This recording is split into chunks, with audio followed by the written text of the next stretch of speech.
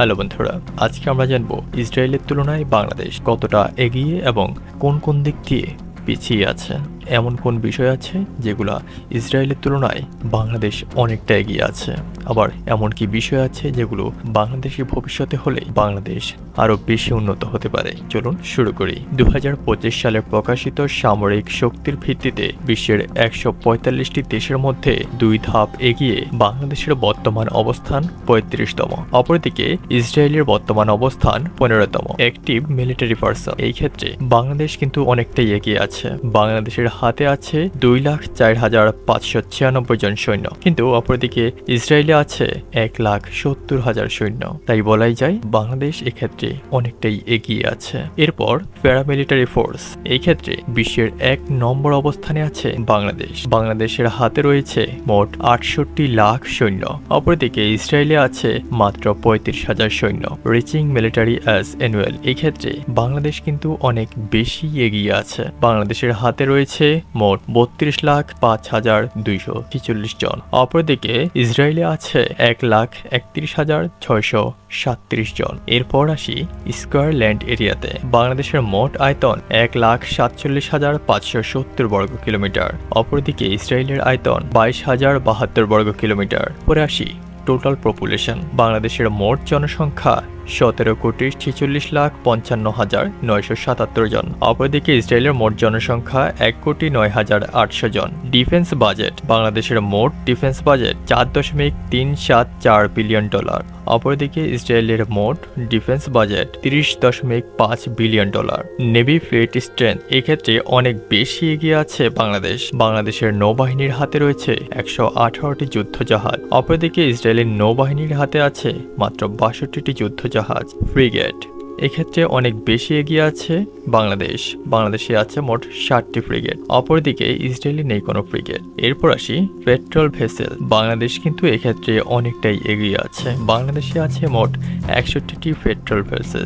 অপরদিকে ইসরায়েলের হাতে রয়েছে মোট 46টি পেট্রোল জাহাজ। মাইন ওয়ারফেয়ার ফ্লিট, এই ক্ষেত্রে এগিয়ে আছে বাংলাদেশ।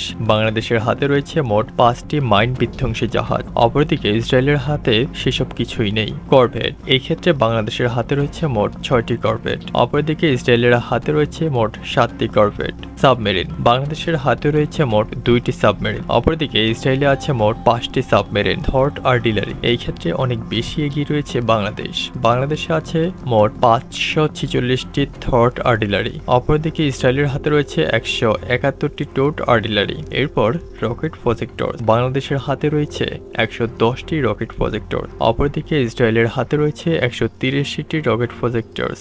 কমব্যাট ট্যাঙ্ক, বাংলাদেশের হাতে রয়েছে মোট 320টি কমব্যাট ট্যাঙ্ক। অপরদিকে ইসরায়েলের হাতে রয়েছে 1300টি combat tank. Self propelled artillery, বাংলাদেশের হাতে রয়েছে মোট 56টি সেলফ প্রোপেলড আর্টিলারি। অপরদিকে ইসরায়েলের হাতে রয়েছে মোট 352টি সেলফ প্রোপেলড আর্টিলারি। বাংলাদেশের হাতে রয়েছে মোট আর্মড ভেহিকলস।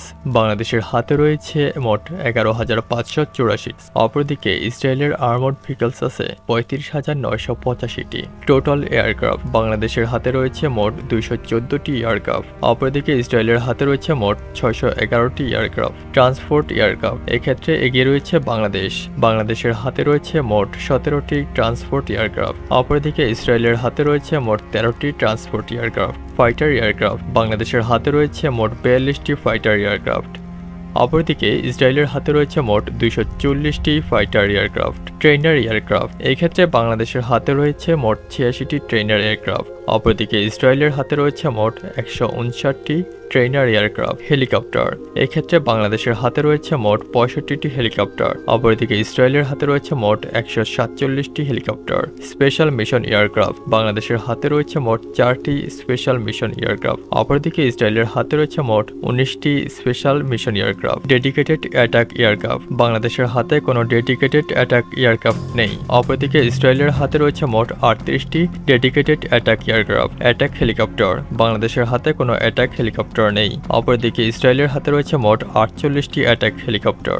এক্সটার্নাল ডেপ্ট, বাংলাদেশের মোট এক্সটার্নাল ডেপ্ট $52 বিলিয়ন। অপরদিকে ইসরায়েলের মোট এক্সটার্নাল ডেপ্ট $149 বিলিয়ন। ফরেন রিজার্ভ, বাংলাদেশের মোট বৈদেশিক মুদ্রার রিজার্ভ $22 বিলিয়ন। অপরদিকে ইসরায়েলের মোট বৈদেশিক মুদ্রার রিজার্ভ $205 বিলিয়ন। পারচেজিং পাওয়ার, বাংলাদেশের মোট ক্রয় ক্ষমতা $1413 বিলিয়ন। অপরদিকে ইসরায়েলের মোট ক্রয় ক্ষমতা $471 বিলিয়ন। দর্শক, এতক্ষণ শুনছিলেন বাংলাদেশ ও ইসরায়েলের অবস্থা সম্পর্কে। এমন কিছু দিক আছে যেগুলো বাংলাদেশ অনেকটা এগিয়ে আছে, আবার এমন কিছু দিক রয়েছে যেগুলো বাংলাদেশ থেকে ইসরায়েল অনেকটা পিছিয়ে রয়েছে। কিন্তু সব মিলিয়ে আত্মরক্ষার মাধ্যমে শান্তি প্রতিষ্ঠাই হচ্ছে সকলের মূল উদ্দেশ্য।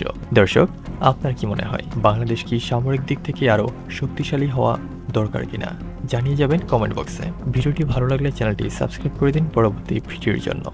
ততক্ষণ ভালো থাকুন, ধন্যবাদ।